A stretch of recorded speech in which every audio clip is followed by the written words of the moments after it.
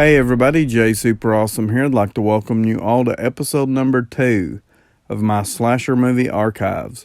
In this video, I will be giving my review for Blood Tracks, released in 1985.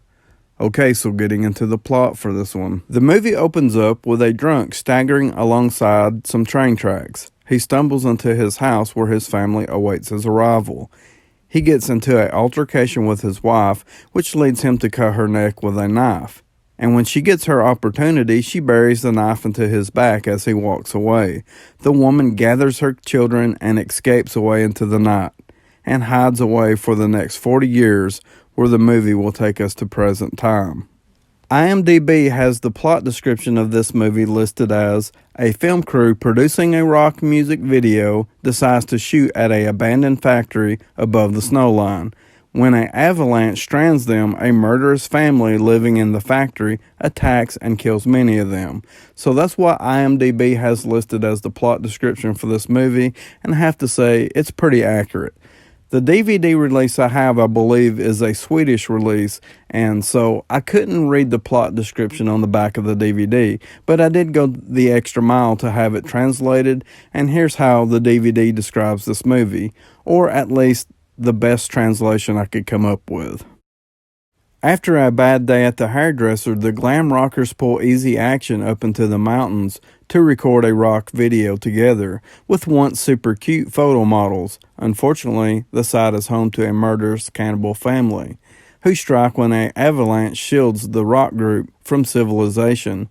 When the boys munch on steak, they themselves turn into rebuff, which I believe means steak tartare, so to put it simply, the rockers get turned into lunch meat. I do feel like this is an odd but somewhat accurate description of the movie as well. Overall, I have to say that I really enjoyed Blood Tracks a lot more than what I thought I would. It's a highly entertaining, low-budget 80s slasher movie. Basically what we have here is a Hills Have Eyes or a Wrong Turn style slasher movie with a snowy setting. So basically, we actually have a group of killers who murder the intruders. The filming locations for this movie I thought were amazing. I always love seeing slasher movies set in snowy locations. Our characters get themselves stranded in a cabin way up in the mountains, and there's a nearby abandoned factory where a group of savages now call home. Not only is it a good setup for the storyline, but the setting of the movie creates some fantastic cold weather atmosphere, and I absolutely love the abandoned factory setting as well. Something else that I wanted to mention is the music. This movie has some really awesome 80s rock music, of course if you are into that kind of music. But not only that, this movie does a really good job in all phases of the musical score. We have music that builds suspense and tension, but we also have music that you would expect that would build up the romantic scenes as well. The rock music in this movie was done by Easy Action, but in the movie their band is called Solid Gold. There is a scene where the band begins to film a music video for their song Blood Tracks.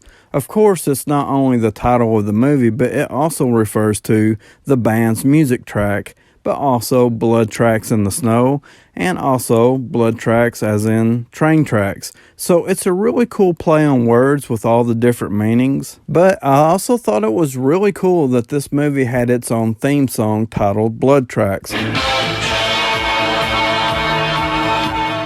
Definitely helps you remember what you're watching. This DVD came with a 2-track CD from Easy Action with the songs We Go Rocking and Jack's Back, and I did have a chance to listen to both songs, and I thought they were both pretty decent and definitely a nice little bonus to have with this DVD. But if I'm being honest here, I have to say that I'm a little disappointed that they didn't include the Blood Track song on the CD. Okay, so now I'm going to talk about the characters we have in Blood Tracks. So we have the rock band Solid Gold, played by the members of Easy Action, who have gone way up in the snowy mountains to film scenes for their music video Blood Tracks. In a way, you could say Solid Gold band members are the star of the show, but the main characters of the movie are the band producers and the filmmakers and their crew members. We also have some barely dressed models who have come along to be in the music video, and they are also the love interest to the band members. And I say barely dressed, but a lot of times they're not dressed at all. Overall, I really enjoyed the characters we have in Blood Tracks, even though the acting wasn't all that great. But I don't watch slasher movies for the acting. I thought these characters were a lot of fun. I really enjoyed the at times bad dialogue, and I really enjoyed the dubbed over voice audio as well. But I'm a person who enjoys some really bad voiceovers. I just go with it and I have fun with it. But I do understand that it's definitely not something for everybody. Okay, so now I'm going to talk about the most important part of a slasher movie, that is the killer and the kills. I really like the setup of the killer family in Blood Tracks. I mentioned what happened to them at the beginning of the movie and why they hid themselves away for the past 40 years. I also really like the abandoned factory that they call home. They have clearly been living rough, and many of them have blisters and sores that cover their faces. I'm sure from years of not bathing, it's just been many years of hard living, and this savage family knows how to defend their territory against outsiders. And as far as the kills go in this movie, it has a pretty high body count with a very wide range of kills. We have necks getting snapped, heads getting chopped off, a person gets set on fire. And with this family of efficient killers, they also have set a number of traps up around the factory, which leads to some fun and very creative kills. Overall, I really enjoyed Blood Tracks, and I recommend it if you enjoyed low-budget slasher movies from the 1980s. This is definitely one that could use an updated release. IMDb give Blood Tracks a 4.2 out of 10. I'm going to give it a 6.5 out of 10. So please like, subscribe, comment below. Let me know if you have seen Blood Tracks, or just let me know what you think about my review. And as always, I would like to thank you all for watching.